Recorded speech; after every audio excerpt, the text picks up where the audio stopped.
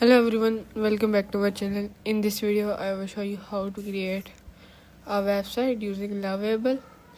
In this video, we are creating a non-nest website. Okay, first of all, we need to see all the website. This is a very good website. Okay, we need to get a picture from click on this area, and it is creating my image of the website.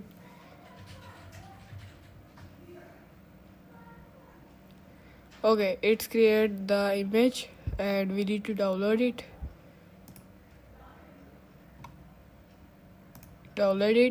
And we need to paste on the Lovable. Click on image. We need to open this. No. To open file folder. And we need to copy that. And paste it. We need to ask web.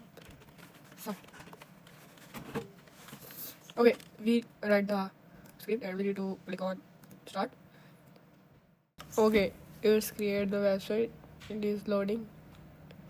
And here we go. It is very same like the my, but not exact same. It is very good scene and good effects, and I also like this.